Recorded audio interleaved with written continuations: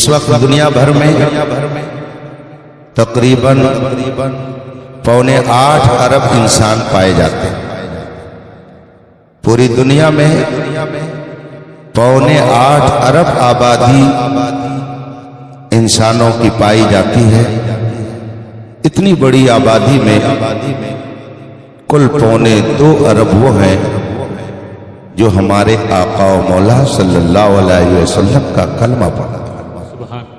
گویا 6 ارب وہ لوگ ہیں جو نبی کا کلمہ پڑھنے سے محروم۔ پھر جو 2.25 ارب کلمہ پڑھنے والے ہیں، ان میں بھی نہ جانے کیسے کیسے لوگ پائے جاتے ہیں۔ کوئی کلمہ پڑھتا ہے مگر خدا کی شان گھٹانے کی جرات کرتا ہے، کوئی کلمہ پڑھتا ہے نبی کی شان میں توہین کرتا ہے، کوئی کلمہ پڑھتا ہے ولی کی شان میں گستاخی کرتا ہے، کوئی کلمہ پڑھتا ہے صحابہ کی شان میں گستاخی کرتا ہے، کوئی کلمہ پڑھتا ہے اہل بیت کی شان میں گستاخی کرتا ہے۔ یہ سب کلمہ پڑھنے والے اسی دنیا میں پائے جاتے ہیں۔ 2.25 ارب میں کچھ ایسے بھی ہیں جو نبی کا کلمہ پڑھتے ہیں مگر دن رات نبی کی شان گھٹانے کی کوشش کرتے رہے۔ اسی لیے اعلیٰ حضرت نے فرمایا تھا، تو گھٹائے سے کسی کے نہ گھٹا ہے نہ گھٹے، جب بڑھائے تجھے اللہ تعالیٰ تیرا۔ مٹ گئے مٹتے ہیں، مٹ جائیں گے آدھا تیرے، نہ مٹا ہے نہ مٹے گا کبھی چرچا تیرا۔ وہی دھوم اب بھی ہے ماشاء اللہ، مٹ گئے آپ مٹانے والے۔ ابو جہل مکے میں تھا، مکی تھا، ہندی نہیں تھا، مکی تھا۔ عتبہ اور شیبہ مکی تھے، ابو لہب مکی تھا، عبداللہ ابن ابی اور اس کے ساتھی سب مدنی تھے، مگر نہ ان کا مکی ہونا کام آیا نہ ان کا مدنی ہونا کام آیا۔ تو چاہے کوئی مکی کہلائے چاہے کوئی مدنی کہلائے، اس سے کچھ نہیں ہوتا ہے۔ پیارے حبیب کو پکار، پیارے نبی کا نام لے، دامن مصطفیٰ میں آ، پائے رسول تھام لے۔ ہم لوگ تو مکی اور مدنی سے مروب ہی نہیں ہوتے ہیں۔ ہم خوب سمجھتے ہیں کہ مکی ہونے کی نسبت کب کام آئے گی، مدنی ہونا کب کام دے گا، اس لیے کہ ایک حبشی ہماری نگاہوں کے سامنے ہے کہ جو نہ مکی تھا نہ مدنی تھا نہ ہاشمی تھا نہ قریشی تھا نہ علوی تھا، مگر سچا محمدی تھا، سچا شیدائے رسول تھا، پکا شیدائے مصطفیٰ تھا، عاشق رسول تھا، محب مصطفیٰ تھا۔ تو 1400 سال ہو گئے، اس حبشی کا پوری دنیا میں کوئی جواب نہیں ہو سکا کہ محمد سے وفا تو نے تو ہم تیرے ہیں، یہ جہاں چیز ہے کیا لوح و قلم تیرے۔ رفیقان محترم، یہ 2.25 ارب جو کلمہ پڑھتے ہیں، ان کلمہ پڑھنے والوں میں بھی عجیب لوگ ہیں۔ اگر حرم شریف کے قریب میں سنیما گھر بنے کوئی خوف نہیں، مکہ شریف میں سنیما گھر بن جائیں ان کو کوئی تکلیف نہیں، مدینہ شریف میں یہ سنیما گھر فلم گھر بنانے کا اعلان کریں کوئی تکلیف نہیں۔ مسجد حرم کے سامنے یہودی اپنا ہوٹل چلا کر کے پیسہ حاجیوں کا کمائیں اور یہودیت و اسرائیلیت پھیلائیں، ان کو کوئی تکلیف نہیں۔ یہ حرم شریف کے حدود میں بدکاریاں کرائیں کوئی تکلیف نہیں۔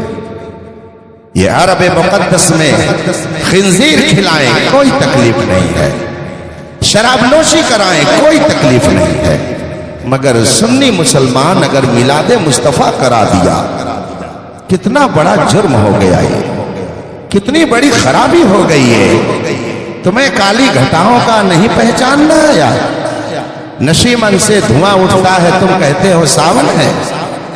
रसूल पाक का मिलाद मनाना अगर शिर्क और बिदात और कुफ्र हो जाए तो तुम्हारा वजूद इस जमाने में सबसे बड़ा बिदात वाला वजूद करार पाएगा। और तुम्हारा वजूद अगर बिदात है तो फिर तुम्हारी नस्लें भी बिदाती कहलाएंगी। हम तो अल्हम्दुलिल्लाह वो हैं कि हजरत सीदना इमाम राजी रज़ी अल्लाह ताला अन्हु का वाक़या अपनी निगाहों के सामने रखते हैं और अपने अवाम को यही पैगाम देते हैं। हजरत इमाम राजी बहुत काबिल, दानिश्वर, मुहद्दिस, मुफक्किर, मुतकल्लिम, मुफस्सिर की हैसियत से दुनिया उन्हें जानती और मानती है। जब उनके विसाल का वक्त आया, शैतान पहुंचा, कहा राजी तुमने जिंदगी भर लोगों को तालीम दी, पढ़ा और पढ़ाया, क्या तुमने जाना कि खुदा एक है? इमाम राजी फरमाते हैं बेशक मैंने जाना कि खुदा एक है। इब्लीस ने कहा दलील क्या है कि खुदा एक है? इमाम राजी ने दलील दी, इब्लीस ने उस दलील का जवाब दे दिया, कहा यह दलील सही नहीं है, मैं इसको नहीं मानता। इमाम राजी ने दूसरी दलील दी, उसका भी उसने रद्द कर दिया, उसे भी रद्द कर दिया। तीसरी दलील दी, उसे भी रद्द कर दिया। बेशुमार दलीलें दे डाली इमाम राजी ने, मगर इब्लीस हर दलील को रद्द करता रहा। इमाम राजी के शेख, उनके पीरो मुर्शिद कहीं बैठ करके खुदा की इबादत में मसरूफ थे, वहीं से अपने मुरीद का यह हाल देखा। मौत का वक्त करीब है, नेता का आलम है, वहां से देख करके उन्होंने फरमाया राजी क्यों नहीं कह देता, इस इब्लीस के मुकाबिल में तो दलील क्यों दे रहा है? क्यों नहीं कह देता कि मैं बगैर दलील के खुदा को एक मानता हूँ? मैं अपने नौजवानों से यही कहता हूँ, हमारे उलमा ने एक नहीं 1000 दलीलें दे करके मिलाद मुस्तफा का जवाज कुरान और हदीस की रोशनी में साबित कर दिया है। हजारों नहीं लाखों तकरीरें दुनिया में होती है कि मिलाद मुस्तफा वो अजीम इबादत है कि अल्लाह अपने फरिश्तों के जरिए वहां पर रहमतों का नुज़ूल फरमाता है। मगर जिसे इब्लीस के तरीके पर चलने की लत पड़ी हो, उसे तो बार बार नौजवानों से दलील का मुतालबा ही आएगा। इसलिए मैं अपने नौजवानों से कहूंगा, जो जवाब इमाम राजी को सिखाया था नजमुद्दीन कुबरा ने, वही जवाब आप भी सुन लीजिए। ऐसे लोगों से कहिए हम बगैर दलील के मुस्तफा के मिलाद को सुभान अल्लाह। नारे तकबीर, नारे रिसालत, जश्न आमद मुस्तफा, मकाम मुस्तफा। सुभान अल्लाह। ये फर्श वाले ये भला रसूल की अजमत को समझ सकते हैं, ये जान सकते हैं नबी का मकाम क्या है, ये जान सकते हैं नबी का इल्म क्या है, ये जान सकते हैं नबी का दर्जा क्या है। ये अपने बारे में तो जानते नहीं है।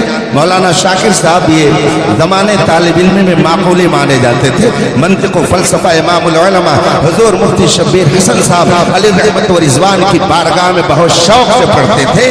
इनसे पूछ लीजिए और इनसे आप दरियाफ्त कर लीजिए कि इल्म किसको कहते हैं, इंसान किसको कहते हैं। तो मैं समझता हूं कि जो लोग मुहसिन इंसानियत पर तबर्रा करने की नापाक कोशिश करते हैं, शायद उनको दिन में तारे नजर आ जाएं और वो ये सही ढंग से न बता सके कि इंसान किसको कहते हैं। इतने लोग मजमे में बैठे हैं, अगर मैं पूछ लूं कि इंसान किसको कहते हैं, जरा डिफाइन कीजिए, उसकी डेफिनेशन क्या है, तो शायद बहुत भारी पड़ जाए। ये ऐसे जलीलुल क़द्र उलमा ही बता पाएंगे। इल्म क्या है आज तक नहीं लोग मुतय्यन कर सके कि ये इल्म क्या चीज है।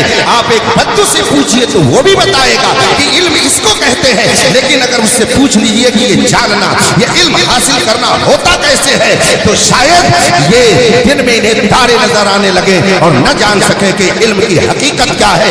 जो अपनी हकीकत न जान सके, जो अपने इल्म के बारे में न जान सके, वो मुस्तफा की हकीकत और मुस्तफा के इल्म पर तबर्रा करे। फर्श वाले तेरी शौकत का उलू क्या जाने, फसरवा अर्श पे उड़ता है। रफीकान मोहतरम, ये हमारी बेपनाह सादत बंदी है कि उस 2.25 अरब आबादी में जो नबी का कलमा पढ़ते हैं, हम उन लोगों में नहीं हैं जो नबी का कलमा पढ़ करके खुदा की तौहीन करें। हम उन लोगों में नहीं हैं कि जो नबी का कलमा पढ़ करके नबी की तौहीन करें।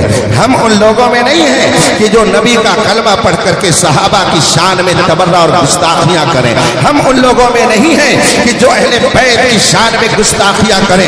हम उन लोगों में नहीं हैं कि जो अइमे मुज्तहिदीन पर कीचड़ उछालें। अल्हम्दुलिल्लाह हम उन लोगों में से हैं। हमारा शुमार और हमारी जमात वो अजीम जमात है, वो प्यारी जमात है जिसकी सच्चाई की शहादत कायनात का जर्रा जर्रा दे रहा है। हमसे पूछते हो कि मिलाद मुस्तफा मनाना क्या है, जरा कायनात के जर्रे जर्रे से पूछ, वो सब बताएंगे। उठाए कुछ वरक लाला ने, कुछ नरगिस ने, कुछ गुल ने, चमन में हर तरफ बिखरी हुई है।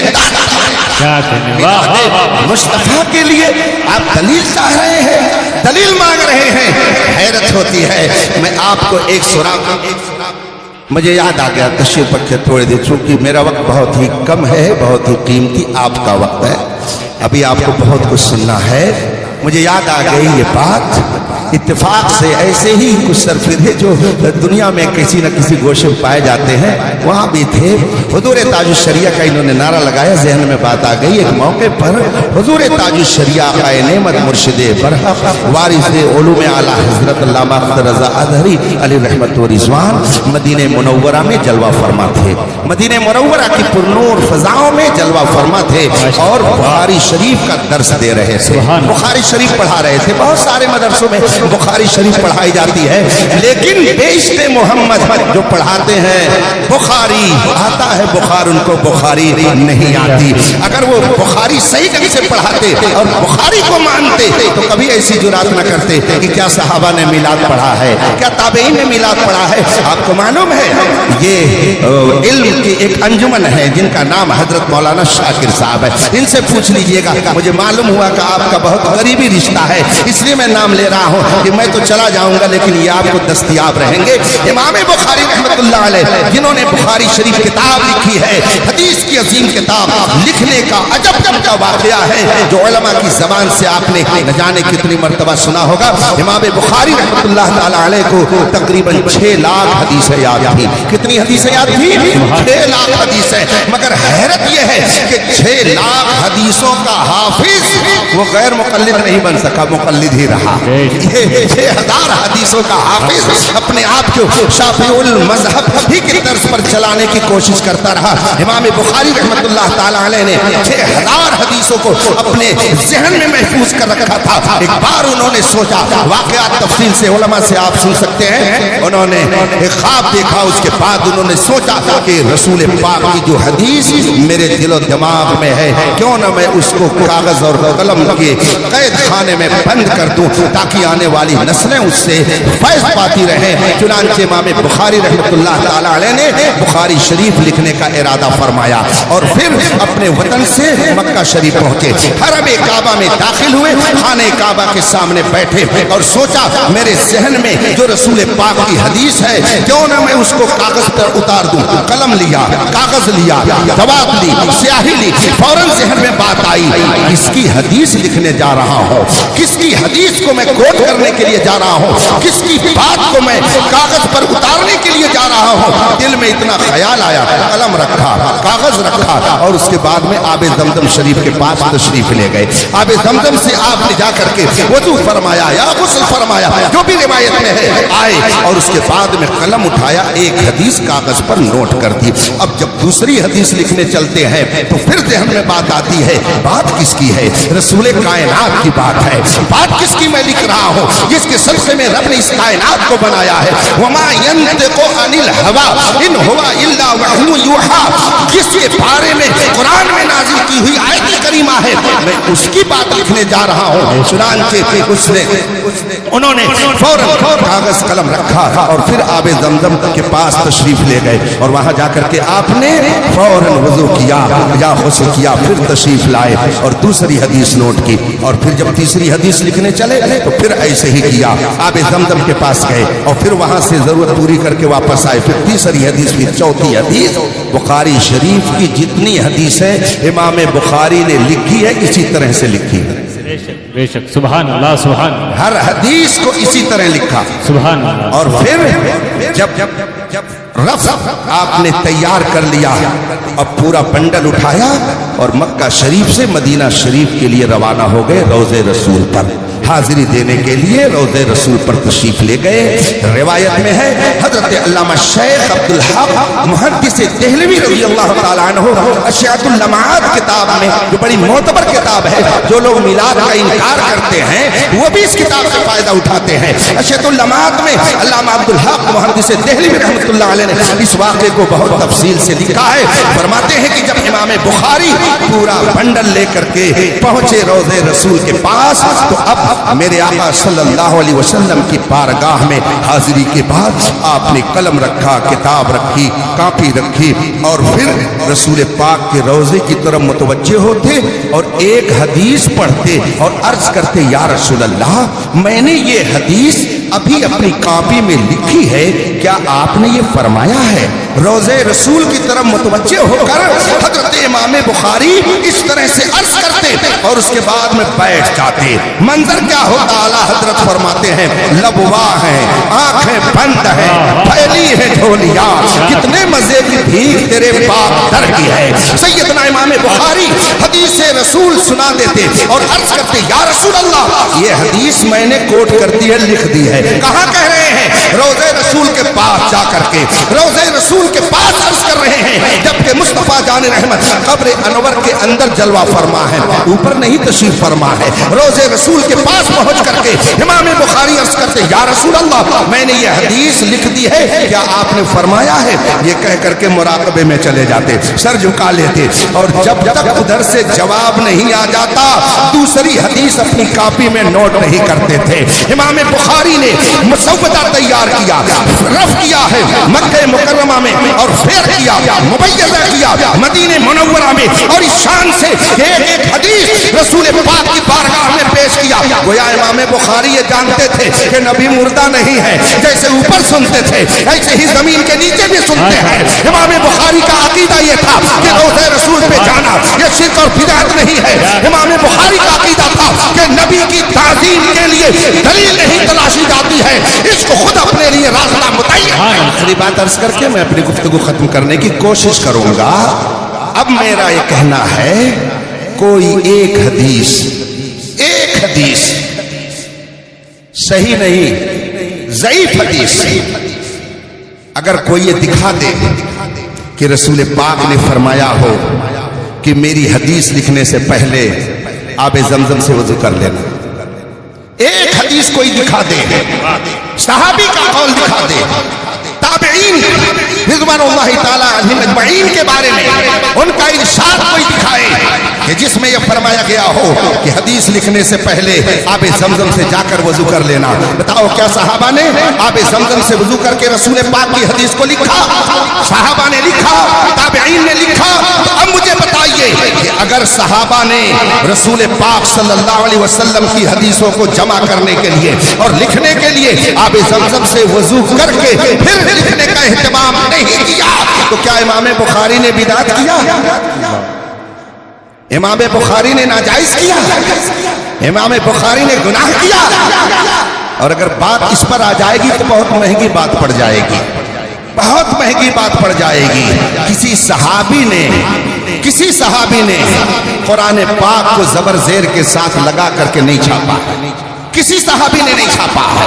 قرآن پر زبر زیر صحابہ کے زمانے میں نہیں تھا، صدیق اکبر کے زمانے میں نہیں، عمر فاروق اعظم کے زمانے میں نہیں۔ تو بتائیے، جو کام صحابہ نے نہیں کیا، جو کام رسول پاک نے نہیں کیا، آج پوری دنیا میں قرآن کو زبر اور زیر کے ساتھ پڑھا جاتا ہے، تو کیا پوری دنیا ناجائز کر رہی ہے؟ خدا جب دین لیتا ہے تو عقل چھین لیتا ہے۔ میرے بھائیوں، نہ جانا حضرت زاہد کے تسبیح و مصلی پر بڑے چلتے ہوئے حضرت ہیں، ان کو ہم سمجھتے ہیں۔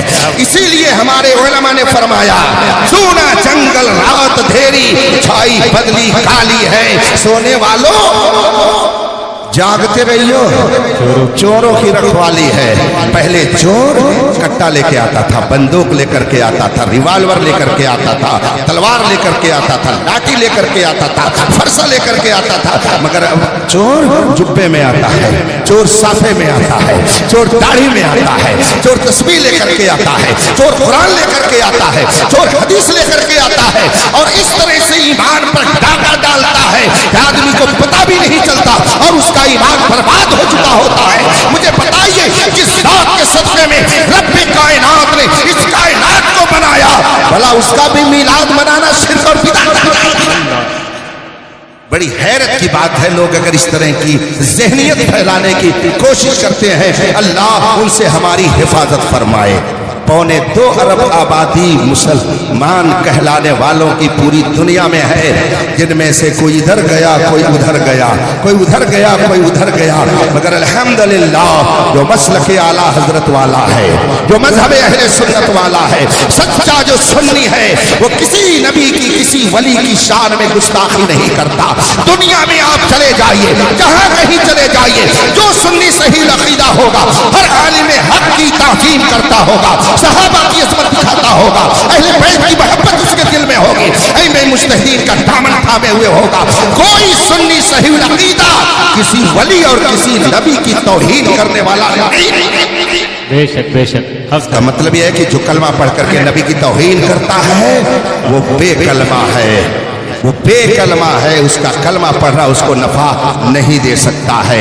मैंने ये बात छेड़ दी थी, मदीने मुनव्वरा में हजरत ताजुश शरिया अलैहि रहमत व रिज़वान बुखारी शरीफ पढ़ा रहे थे। इत्तेफाक से एक शेख खड़ा हो गया, एक अरबी वहां पे खड़ा हुआ और उसने कहा, शेख ली सवाल, मेरा एक सवाल है, मैं आपसे एक सवाल करना चाहता हूँ। हुजूर ताजुश शरिया ने फरमाया, बताओ क्या सवाल है, क्या कहना चाहते हो? शेख ने कहा, आप हजरात जब मिलादुन नबी की फजीलत बताते हैं तो आप कहते हैं कि अबू लहब ने अपनी बादी सुवैबा को खुशखबरी देने की वजह से आजाद कर दिया, तो उसे हर दुशंबा को ये नफा मिलता है कि उसके अजाब में थोड़ी कमी हो जाती है।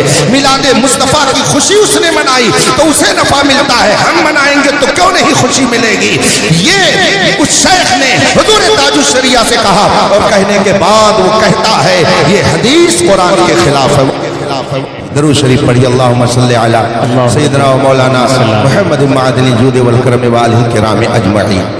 मेरी गुफ्तगू आप संजीदगी से सुनिएगा, अपनी जगह बैठ करके, ताकि आपके जहन में बात उतरे।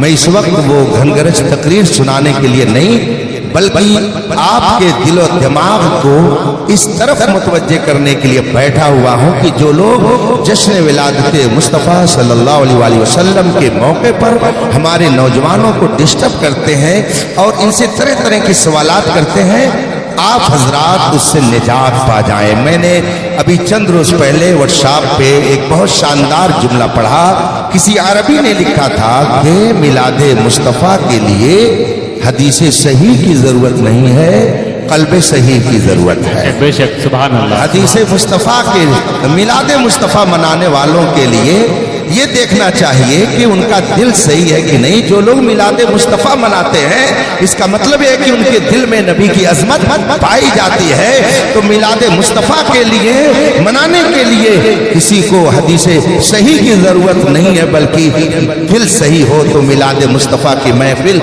आदमी खुद ब खुद मुनाकिद करता रहता है। मैं अर्ज कर रहा था कि मदीना शरीफ में हुजूर ताजुश शरिया दरस बुखारी शरीफ दे रहे थे, बुखारी शरीफ का दर्स दे रहे थे, और वो भी मदीना शरीफ में। और एक शेख ने एतराज किया और कहा, आप हजरात अबू लहब के उस वाक़े के जरिया मिलादे मुस्तफ़ा की खुशी मनाने का सबूत पेश करते हैं, मगर मैं इसे नहीं मानता। उसने अपने अल्फाज में कहा था, हाज़ल हदीस कज़िब, ये हदीस झूठी है, ला उसल्लिम, मैं इसे नहीं तस्लीम करता, मैं नहीं मानता।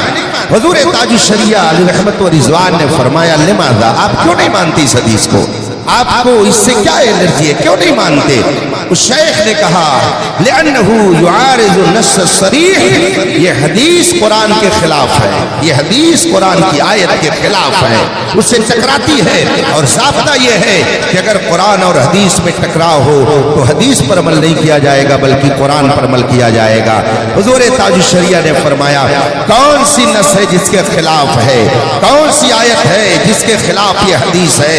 اس شخص نے کہا قرآن پاک میں اللہ جل مجدہ نے ارشاد فرمایا ہے لا یخفف عنہم العذاب، کافروں کے عذاب میں کوئی کمی نہیں کی جائے گی، ان کے عذاب میں کوئی تخفیف نہیں ہوگی، کمی نہیں ہو سکتی ہے، یہ قرآن کہتا ہے۔ اور آپ کہتے ہیں کہ ہر دوشنبہ کو ابو لہب کے عذاب میں تخفیف ہو جاتی ہے، کمی ہو جاتی ہے، قرآن کہتا ہے کافر کے عذاب میں کوئی کمی نہیں ہوگی، اور آپ کہتے ہیں کہ ہر دوشنبہ کو ابو لہب کے عذاب میں کمی ہوتی ہے، یہ حدیث قرآن کے خلاف ہے، اس لیے میں اس حدیث کو نہیں مانتا، میں قرآن پر عمل کروں گا، یہ حدیث جھوٹی ہے۔ حضور تاج الشریعہ علیہ رحمت و رضوان کے سامنے جب یہ سوال اس شیخ نے رکھا، حضور تاج الشریعہ علیہ رحمت و رضوان نے بڑے پیارے انداز میں فرمایا عندی کلاہما صحیحان، ہمارے نزدیک تو دونوں صحیح ہے، میں تو دونوں کو صحیح مانتا ہوں، قرآن کی آیت بھی برحق، حدیث مصطفیٰ بھی سچ ہے اور صحیح ہے، قرآن بھی درست ہے، حدیث بھی صحیح ہے، دونوں میں کوئی ٹکراؤ نہیں ہے،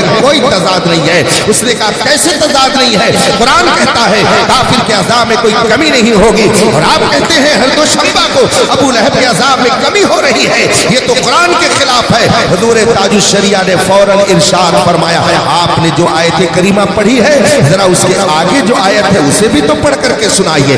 آج کل بہت سارے لوگ قطر بھیوت کر کے عبارتوں میں گھوٹالا کرتے ہیں، کوئی گھوٹالا، کوئی گھوٹالا، کوئی گھوٹالا، مگر جو بظاہر مولانا دکھتے ہیں اور حقیقت میں وہ کچھ اور ہوتے ہیں، وہ عبارتوں میں گڑبڑ گھوٹالا کرتے ہیں، کچھ پڑھ کر کے سنا دیں گے دیکھو ایسے لکھا ہوا ہے، مگر آگے پڑھنے کی ہمت وہ نہیں کریں گے۔ ایسا ہوتا رہا ہے اور ایسا آج بھی لوگ کرتے ہیں، اسی لیے قوم تذبذب کا شکار ہوتی ہے، شک میں پڑ جاتی ہے، تردد میں پڑ جاتی ہے، جائیں تو کدھر جائیں، عمل کریں تو کس پر عمل کریں، دونوں طرف حدیث سنانے والے، دونوں طرف قرآن کی آیت سنانے والے ہیں، ہم جائیں تو کدھر جائیں؟ اس طریقے کے حالات لوگوں کے درمیان اس وقت پیدا کیے جا رہے ہیں۔ حضور تاج الشریعہ نے فرمایا جس آیت کریمہ کی آپ نے تلاوت کی ہے اس کے آگے بھی کچھ لکھا ہوا ہے، کہا جی لکھا ہوا ہے۔ حضور تاج الشریعہ نے فرمایا وہ کیا لکھا ہے ذرا اسے پڑھ کے سنائیے۔ اب اس شخص نے عربی وہ آیت کریمہ اس نے تلاوت کی کہ یہ لکھا ہوا ہے۔ حضور تاج الشریعہ فرماتے ہیں جی ہاں، اس کا مطلب یہ ہے جو آیت کریمہ اس عربی شیخ نے پیش کی تھی اس میں جہاں اس نے یہ دکھانا چاہا تھا کہ کافروں کے عذاب میں کوئی کمی نہیں کی جائے گی، وہیں پر اس نے آگے کی آیت کریمہ کو چھوڑ دیا تھا جس میں لکھا ہوا تھا کہ کافروں کے عذاب میں کوئی کمی نہیں کی جائے گی اور ان کی کوئی مدد بھی نہیں کی جائے گی۔ حضور تاج الشریعہ نے فرمایا کہ بتائیے کافروں کی اس وقت اللہ کی جانب سے مدد ہو رہی ہے کہ نہیں ہو رہی ہے؟ اہل کفر کو اللہ کی مدد پہنچ رہی ہے کہ نہیں پہنچ رہی ہے؟ کافروں کو اللہ تعالیٰ اپنی امداد سے نواز رہا ہے کہ نہیں نواز رہا ہے؟ اگر اللہ انہیں مدد نہ دیتا وہ زندہ کیسے رہتے؟ اگر انہیں مدد نہ دیتا تو انہیں عزت کیسے ملتی؟ اگر اللہ ان کی مدد نہ کرتا ان کی آل اولاد کیسے ہوتی؟ ان کے دولوں کو دولت کیسے ملتی؟ اگر اللہ ان کی مدد نہیں کرتا ہے تو بتائیے وہ دنیا میں زندہ کیسے ہیں؟ بتائیے خدا ان کی مدد کر رہا ہے کہ نہیں؟ ان کی مدد ہو رہی ہے کہ نہیں؟ اس نے کہا ہاں خدا کی مدد ہو رہی ہے۔ حضور تاج الشریعہ نے فرمایا تو قرآن کہتا ہے کہ کافروں کی کوئی مدد نہیں کی جائے گی، اب وہ خاموش ہے۔ حضور تاج الشریعہ فرماتے ہیں سنیے جو آیت کریمہ آپ نے پیش کی ہے بے شک ہمارا اس پر ایمان ہے۔ قرآن کریم نے جہاں یہ فرمایا ہے کہ کافروں کے عذاب میں کوئی کمی نہیں کی جائے گی، اس آیت کریمہ کا مطلب یہ ہے کہ جب میدان محشر قائم ہو جائے گا، جنتی جنت میں چلے جائیں گے، جہنمی جہنم میں چلے جائیں گے، اب اس کے بعد کافروں کے عذاب میں کوئی کمی نہیں کی جائے گی۔ تو گویا اس آیت کریمہ کا تعلق اس دنیا سے نہیں ہے بلکہ اس دنیا سے ہے، اور حدیث پاک میں جو فرمایا گیا کہ ابو جہل کے ابو لہب کے عذاب میں ہر دوشنبہ کو کمی ہوتی ہے، یہ اس دنیا سے تعلق رکھنے والا واقعہ نہیں ہے بلکہ قیامت سے پہلے کا واقعہ ہے، تو قرآن بھی برحق ہے، حدیث بھی درست ہے، دونوں اپنی جگہ پر صحیح ہے، آپ ایک کو غلط نہیں کہہ سکتے ہیں، یہ بھی برحق ہے اور یہ بھی برحق۔ حضور تاج الشریعہ جب ہندوستان تشریف فرما ہوئے، پوری ایک کتاب لکھ دی جس کا نام ہے نہایت الزین فی التخفیف عن ابی لہب یوم الاثنین۔ یہ کتاب حضور تاج الشریعہ نے عربی میں لکھ کر کے عرب ملک میں پہنچائی، آج تک کسی نجدی کے اندر اس کے جواب کی جرأت نہیں ہو سکی ہے۔ یہ شان ہے علماء اہل سنت کی کہ وہ عرب میں رہے یا عجم میں رہے، مصطفیٰ کے ذکر کی محفل سجا کر کے وہ یہ پیغام دیتے ہیں، نثار تیری چہل پہل پر ہزاروں عیدیں، ربیع الاول سوائے ابلیس کے جہاں میں سبھی تو خوشیاں۔ اللہ تبارک و تعالی ہمیں سچا پکا سنی مسلمان بنا کر کے رکھے۔ یاد رکھیے، یاد رکھیے، آوازوں سے حقیقت پہچانی جاتی ہے، بولیوں سے حقیقتوں سے ہٹ جاتی ہے۔ مثال کے طور پر یہ چاروں طرف سے آپ نے پردے لگا رکھے ہیں، آپ نے اسٹیج سجا رکھا ہے، اس کے نیچے کیا بیٹھا ہوا ہے آپ نہیں جانتے، لیکن معذرت کے ساتھ اگر آپ کو اس اسٹیج کے نیچے سے آواز آ جائے میاؤ میاؤ، تو اس بولی سے آپ کیا سمجھیں گے؟ کیا بلائی، کیا ہے؟ بلائی ہے، بلائی۔ اور اگر ڈھیچو ڈھیچو کی آواز آپ نے سنی تب، ڈھیچو ڈھیچو کی آواز سنی تب گدھا۔ اور اگر آپ نے میں کی آواز سنی، بات سمجھ میں آ رہی ہے نا؟ آپ نے دیکھا اس کے اندر جا کر کے کہ بکری ہے کہ بلی ہے کہ کتا ہے کہ گدھا ہے، گھوڑا ہے کہ شیر ہے، آپ نے دیکھا جا کر کے؟ نہیں، لیکن آپ نے پہچان لیا۔ تو آپ نے کیسے پہچانا؟ کیسے پہچانا؟ وہی میں پوچھنا چاہتا ہوں، کیسے پہچانا؟ تو آپ تو بہت ہوشیار ہیں، آپ تو بہت عقل مند ہیں۔ جب آواز سے آپ جانوروں کی حقیقت پہچان لیتے ہیں، بولیوں سے آپ ان جانوروں کی حقیقت کو جان لیتے ہیں، نہیں پہنچے؟ بات سمجھ میں آ رہی کہ نہیں آ رہی ہے؟ اگر بولیوں سے ان جانوروں کو پہچان رہے ہو تو چلتے پھرتے ان گدھوں کو بھی آواز سے پہچانو۔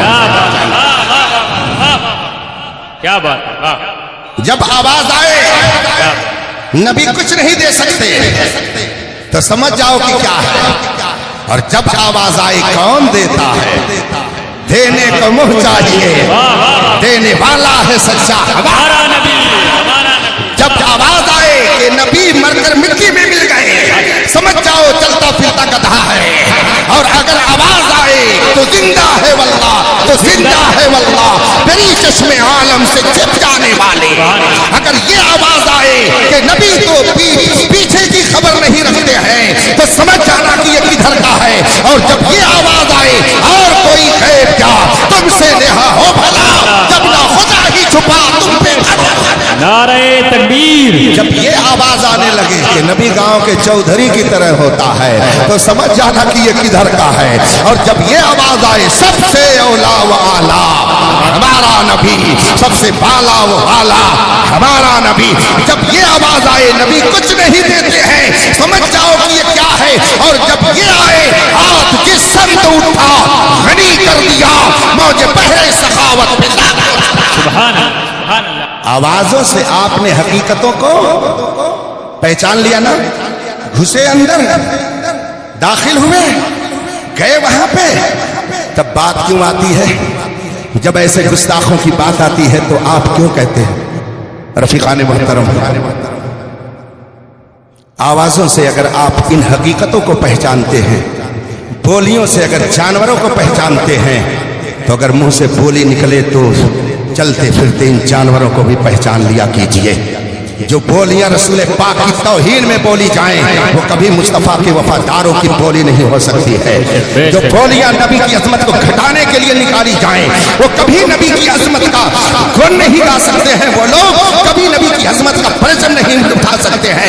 سال سعودیہ عربیہ میں ہر سال ایک دن یوم سعودیہ منایا جاتا ہے، یوم سعودیہ، جشن سعودیہ منایا جاتا ہے۔ پوری دنیا کے اندر کسی کے منہ میں زبان نہیں رہتی ہے، شاید سب کے منہ میں دہی جم جاتا ہے، وہ اس پر دلیل نہیں مانگتے کہ یہ صحابہ نے کیا ہے کہ نہیں، تابعین نے کیا ہے کہ نہیں، تبع تابعین نے کیا ہے کہ نہیں کیا ہے۔ لیکن جو ہی مصطفیٰ جان رحمت کی آمد کا یہ مبارک مہینہ آتا ہے، چاروں طرف سے پمفلٹ ہیں، رسالے ہیں، کچھ تو ہے جس کی پردہ داری ہے، یوں کوئی بے وفا نہیں ہوتا۔ وآخر دعوانا الحمدللہ رب العالمین۔ السلام علیکم۔